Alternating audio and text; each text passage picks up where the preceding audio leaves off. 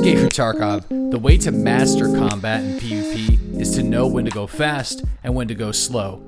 I'm sure most of you guys by now have heard the term peeker's advantage. This describes the ping between two players that allows the one that peeks and pushes first to typically have an advantage over the defensive player. For example, somebody holding down a doorway in Factory, the person who aggressively pushes through the doorway with their gun raised might get an extra few milliseconds of time to land a headshot before the defensive player. But holding your angles, being quiet, and ambushing players also has its perks because you can surprise or line up the perfect shot to take out either a squad or an individual easier than just rushing in there and spraying wildly.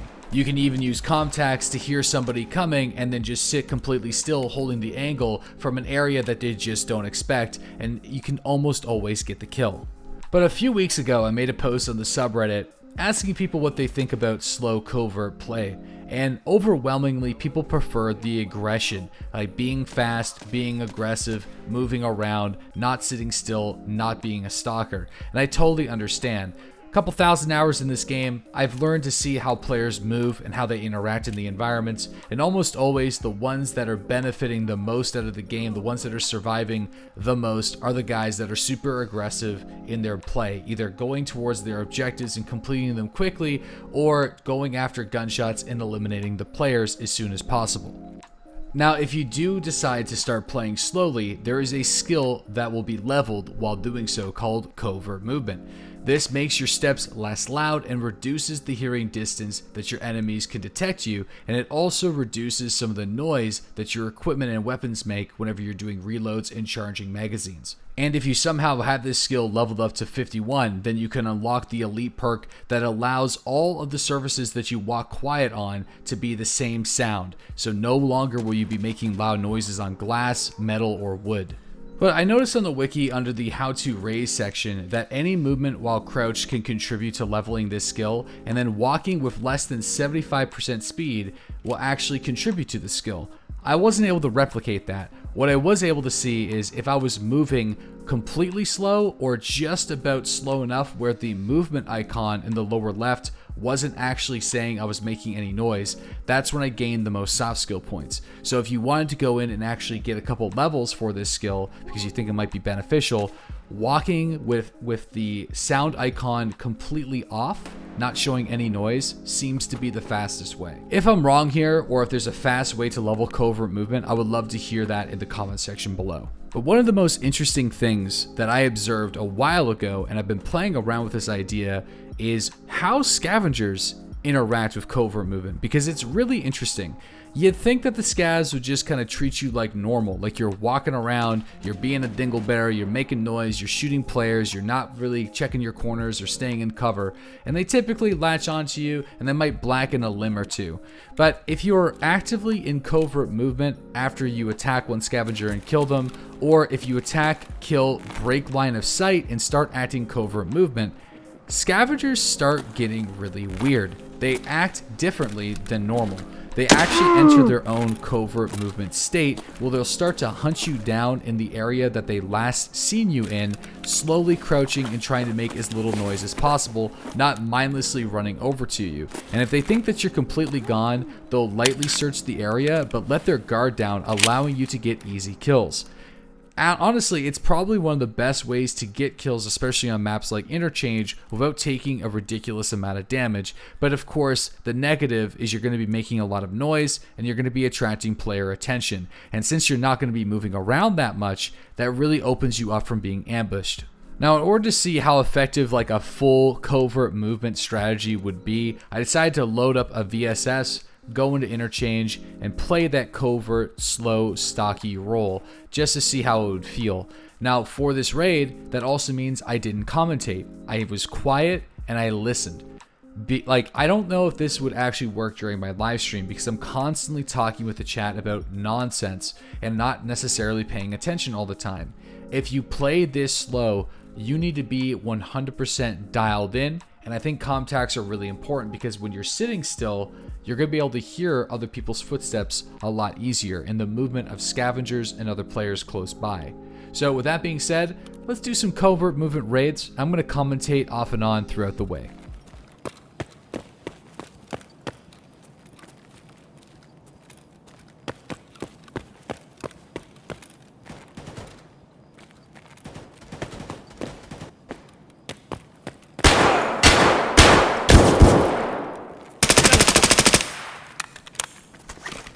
So obviously that was not covert movement at all. I was actually trying to get to this player's position right away and then start playing slow, break out quick into the store, you know, knowing when to be fast, knowing when to be slow, because I didn't want to like stay outside and slowly work in. So that was pretty lucky of me to actually survive, and I'm using a class 3 titanium chest rig body armor combo. It's 55k.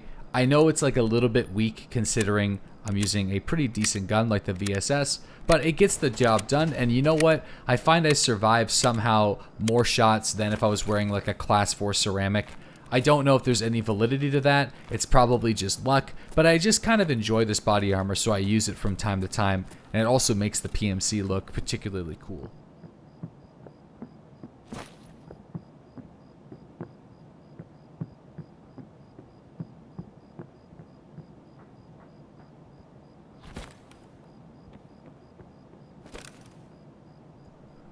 So I'm hearing a guy in the other room.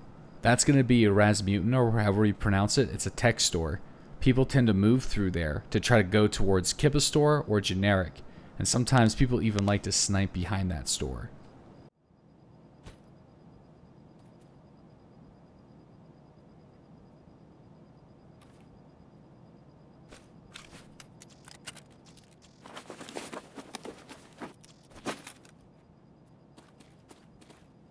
I held this pillar because I was thinking, what if this guy decided to go and loot one of the tech stores and he came from below, but no one showed up.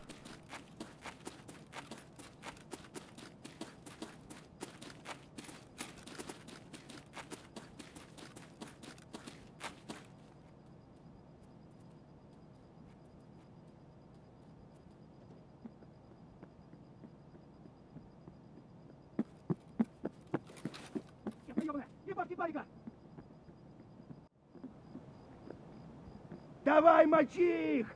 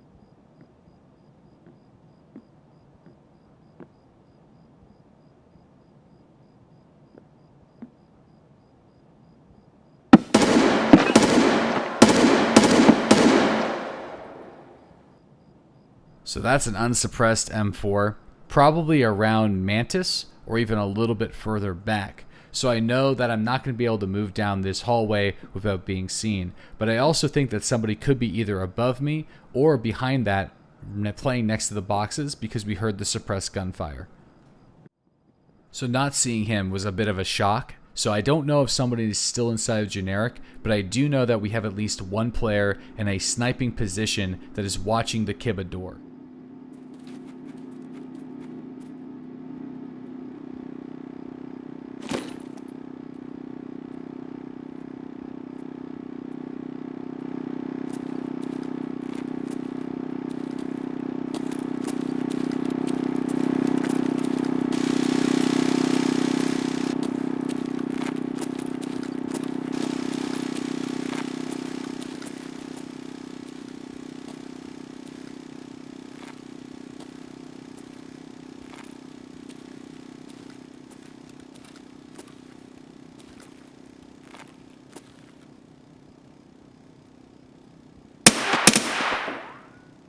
Блядь!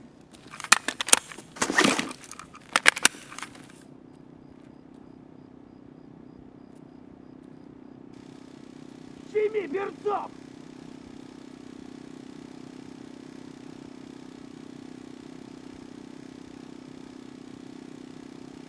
Вот петух! Ты Гнида! So these scavs are clearly aggressive, but I broke line of sight and I entered covert movement mode, and they don't detect me anymore. They started moving over to the area, but they don't know exactly where I am, so I'm not immediately going to get targeted. A scavenger just walked right in front of me and didn't see me.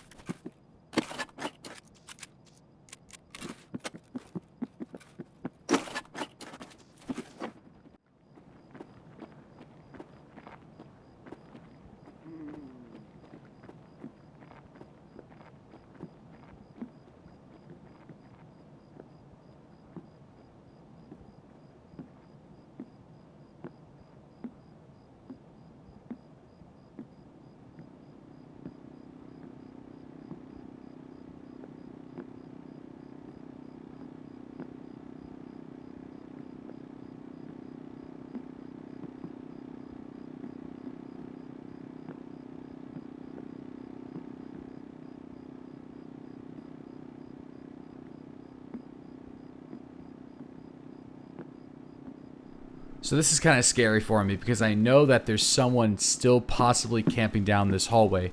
It's nighttime on Interchange. There's lots of reasons why somebody would and could be doing this, specifically like Shooter Born in Heaven. And I haven't heard a whole lot of gunfire for a little while. So I'm going to start to move down a little bit to see if I can see if there's any dead bodies that have been looted or not looted.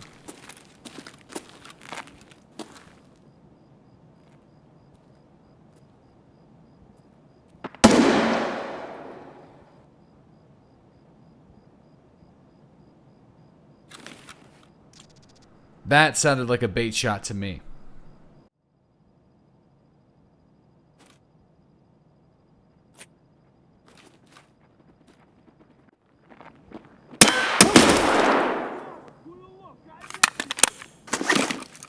Now, if there is a guy camping at the end of the hallway, he definitely knows I'm here.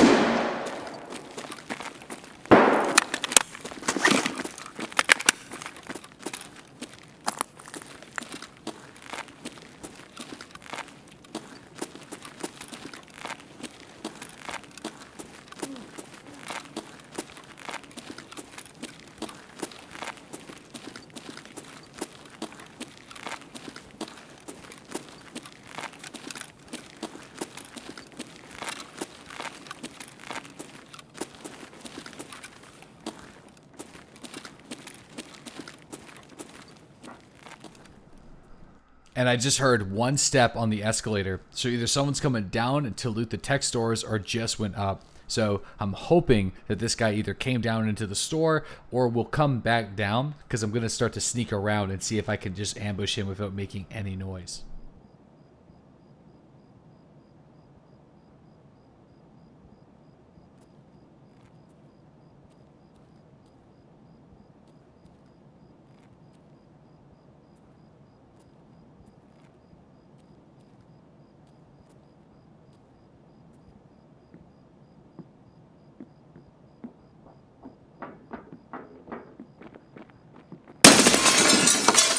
Salame!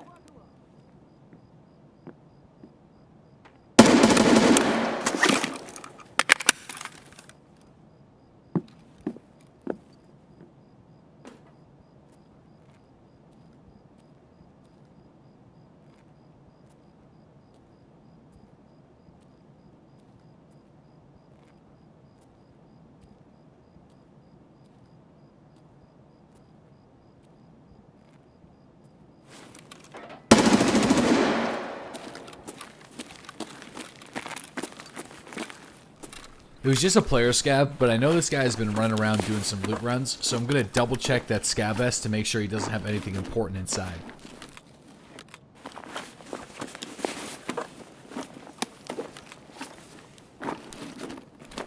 And jackpot.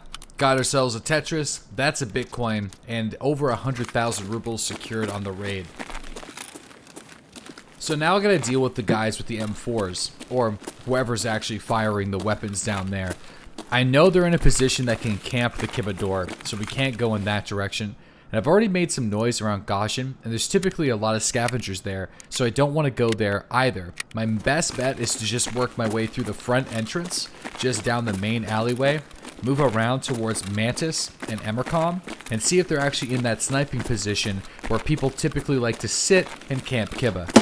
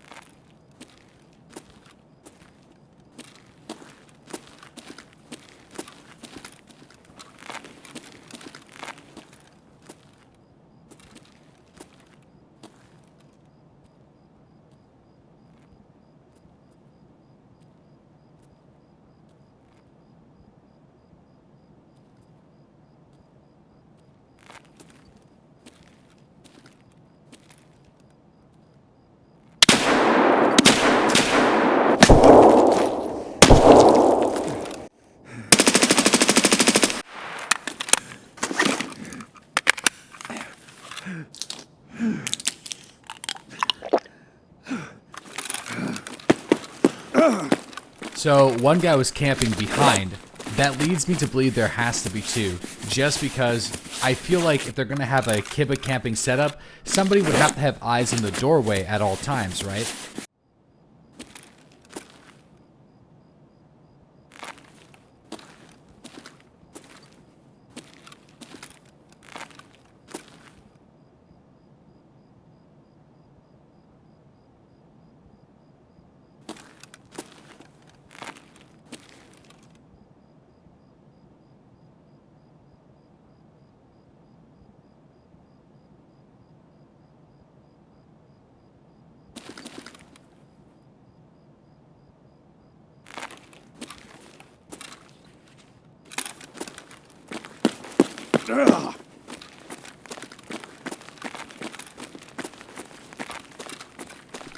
So I don't want to expose my back towards the second level because I'm assuming there's still another guy up there. So one way to do it, and this in hindsight, it's a little risky, but I want to go up one of those elevators as quickly as possible to see if anybody is camping the corpse. This is always going to be risky, and it's never going to be good, but if I check my angles, and if I take it slow, I might be able to spot this guy before he spots me, or at least be in a position where I can return fire efficiently without being panicked or spooked.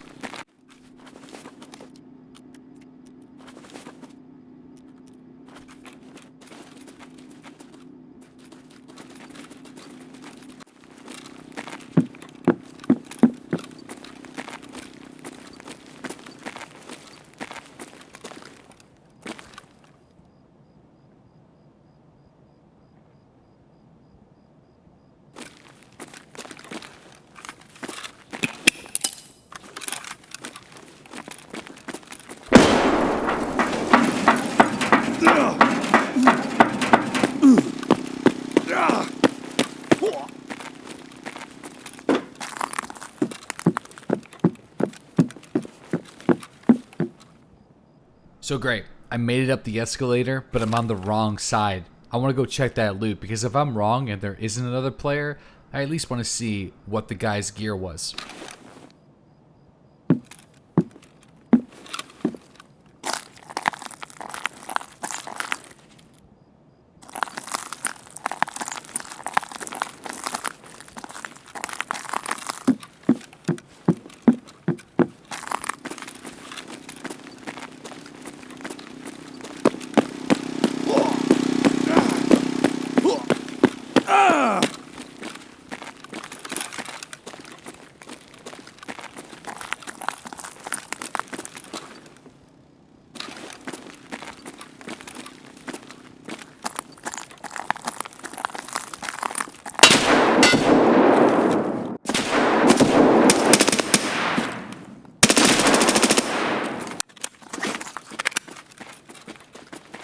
So although moving slow allowed him to line up the headshot, they missed, and I was able to react fast enough to get the kill thanks to their muzzle flashes and tracers.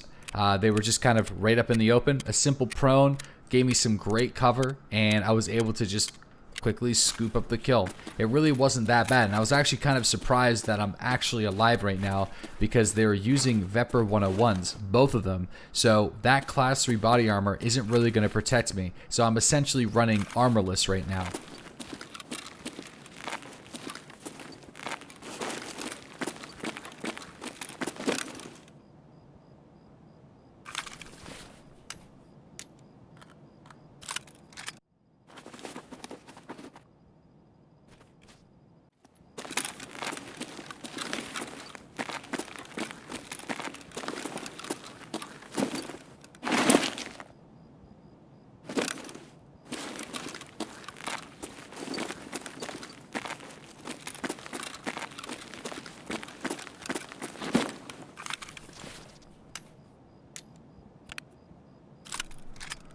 Now, both these guys were armed with Vepr 101s, a beta bag, and a tri-zip, so I think these were kibble runners that ran into a lot of resistance, and they just didn't expect to have this many people online at this time.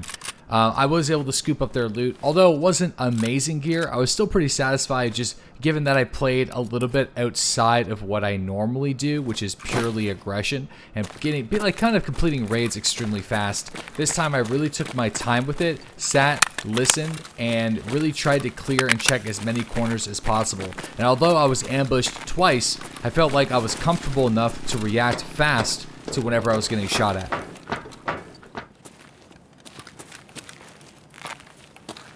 А, вот тут друган мой бывал, точно.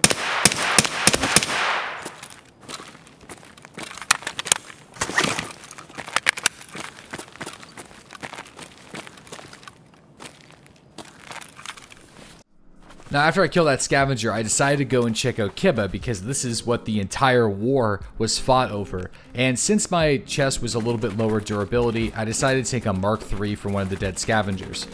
Cleared out the store and noticed that there was a dead body with a suppressed PP Vityaz. Those were the suppressed shots we heard early on. He probably got into a fight with one of the M4 guys, and then the VPO 101 guys must have fought the M4, killed him, and spotted me before they could go and loot the body. So that M4 guy is most likely going to get his gear back from insurance return. Now, to my surprise, there's some attachments still laying around Kibba because he probably didn't get a whole lot of time to actually bother looting it. So I was able to scoop up whatever scraps I could find, make my way towards the extraction, and leave the raid successfully with a Bitcoin and a bunch of cool loot. Now this again is a playstyle I typically don't trust and I don't typically do, but honestly I had a lot of fun and I hope you guys did too. Thank you for watching the video and I'll catch you guys next time.